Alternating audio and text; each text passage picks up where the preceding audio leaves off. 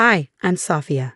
On the surface, my life might seem perfect. I'm a certified accountant with a thriving career. I live in a beautiful suburban home, and I have a husband, Mark, who looks at me like I hung the moon. We met 3 years ago at a charity golf event. He was terrible at golf, but incredible at making me laugh.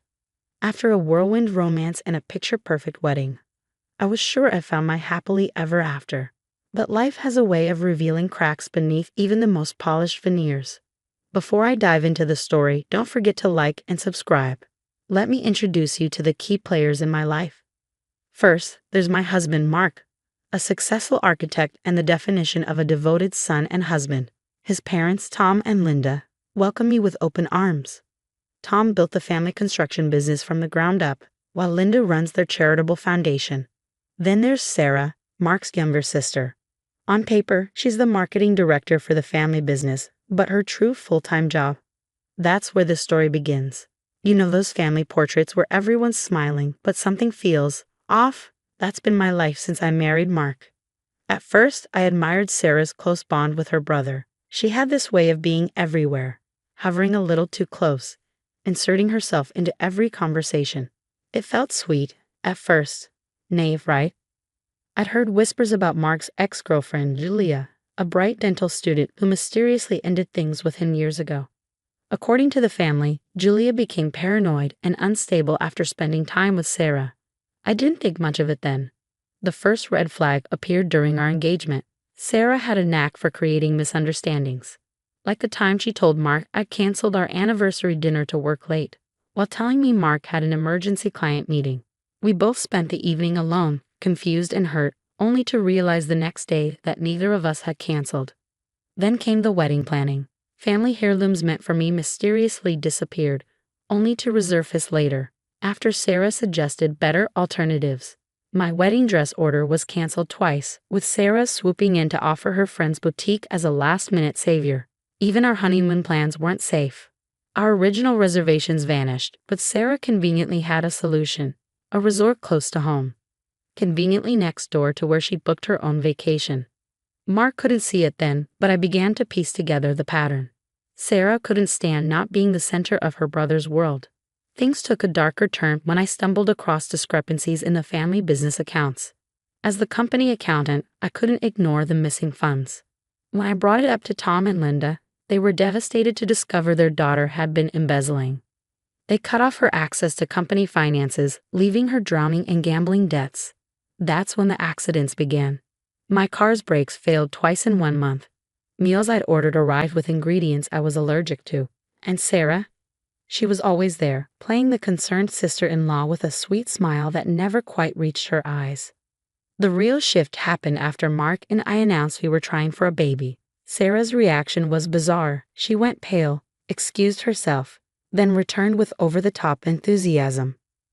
Not long after, my prenatal vitamins disappeared from my purse. Doctor's appointments were mysteriously canceled. And of course, Sarah was always ready with a solution, positioning herself as my guardian angel. It wasn't just about me anymore, though. I started paying closer attention to our weekly family dinners at Tom and Linda's Victorian home.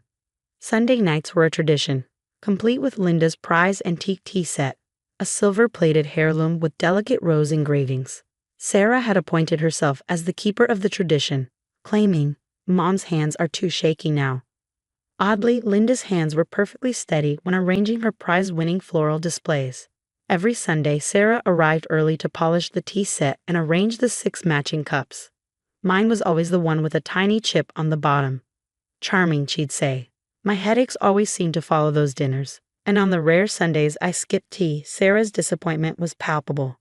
I started documenting everything, photographing the tea set, tracking my symptoms, collecting evidence. My accounting skills came in handy. The patterns were undeniable. The accidents escalated. My computer crashed days before a critical audit presentation, wiping months of work. Sarah, ever helpful, just happened to know an IT specialist. But I already had proof. Earlier that week, I found Sarah's browser history on the office computer, searches like how to corrupt Excel files remotely. When I tried showing Mark, the history had been mysteriously cleared.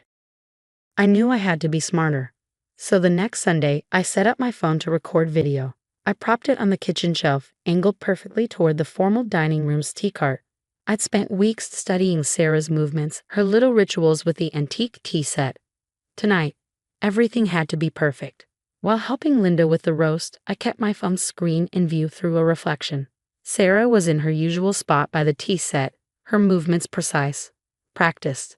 Then it happened. She glanced over her shoulder, reached into her pocket, and leaned over my cup. A small vial appeared in her hand, just for a moment, before disappearing back into her cardigan. My hands shook as I steadied myself against the counter. After months of suspicion, I finally had proof. But confronting her now would be reckless. I needed everyone to see the truth for themselves. At dinner, Sarah's eyes flicked nervously toward my untouched teacup. Her fingers tapped the table, betraying her tension. "Your tea's getting cold, Sophia," she said, her usual sweet smile strained. "Actually," I replied, standing, "why don't we switch seats, Sarah? I can hardly hear Tom's story about the new project from over here." I picked up my teacup as I moved toward her chair. The color drained from her face. "Oh, but you always sit there. It's tradition," she stammered. I smiled, already settling into her seat. Maybe it's time for a change, unless there's a reason we shouldn't switch. The room grew still. Sarah's gaze darted to my cup. The next few moments unfolded in slow motion. Sarah lunged for the teacup just as Linda reached for it. "I'll just take a sip of yours," then Linda said cheerfully, lifting Sarah's designated cup, the one meant for me, to her lips. "No." Sarah's voice was sharp, panicked. She slapped the cup from Linda's hand. It hit the floor, shattering into fragments, dark liquid seeping into the Persian rug. The room froze. All eyes were on Sarah. "Why?" Linda whispered, her voice trembling. "Sarah, what did you put in the tea?" Sarah's carefully constructed mask crumbled. Her face twisted with desperation. "You don't understand. None of you do. Everything was perfect before she came along. We were perfect." She turned to Mark, her eyes wild. "Remember how it used to be? Just us? She's ruined everything. The baby would have ruined everything." Mark's chair scraped against the floor as he stood. "The baby?" he asked, his voice cracking. He looked at me, his confusion turning to realization. "Sophia, are you?" I nodded, placing a hand protectively on my stomach. "I was going to tell you this week." Sarah let out a bitter laugh. "See, she didn't even tell you first. I'm your sister, Mark. I've always been here, protecting you from women like her, like Julia. They all want to take you away from me." Mark's voice turned dangerously quiet. "Protected me? You mean like you protected me from Julia?" He stepped closer. "Did you do the same things to her?" Sarah didn't answer, but the truth was written all over her face. Her designer purse spilled open as she stood, scattering overdue bills and debt notices across the floor. Linda bent to pick them up, her hands shaking as she read the numbers aloud. 50,000 in gambling debts, another 30 in credit cards. Tom's voice cracked. "Sarah, what have you done?" "I had to." Sarah's composure shattered. Her voice rose to a shriek. "Do you know what it's like watching her take everything? My position in the company, my share of the inheritance, my brother, everything I was supposed to have." "Supposed to have?" Mark's voice was sharp now. "You've been stealing from the company and trying to frame Sophia." Sarah's laugh was hollow, unhinged. It would have worked too. One more month, and the audit would trace everything back to her computer. She'd have lost her license, her reputation, everything. You would have seen her for the gold-digging fraud she is. "Gold digger." Linda's voice sliced through the air. "Sophia is the one who saved the business from bankruptcy last year. She doubled our profits with her new system." "Exactly." Sarah spat. "She made herself indispensable. The perfect wife, the perfect daughter-in-law, now the perfect baby to secure her claim to everything." The room fell silent as a small vial rolled out of Sarah's purse, its label visible to everyone. A powerful sedative. Tom picked it up, his hands trembling. This would have made any accident look natural. Mark's face hardened. "You could have killed her. My wife, my child." Sarah's face twisted with rage. "It's not fair. Do you know how it feels to watch her parade around in designer clothes, driving the car you bought her?" "I bought my own car," I said firmly. I built my accounting practice with my own money, long before I even met Mark, I said firmly, cutting through Sarah's lies. Her face twisted in rage. Lies. Everything about you is a lie. Sarah lunged for her purse, but Tom caught her arm. A small notebook tumbled to the floor. Linda picked it up with trembling hands. Inside were meticulous notes, dosages, timing, symptoms, each entry carefully designed to mimic pregnancy complications, to make my suffering seem natural. The room went deathly quiet except for Linda's quiet sobs.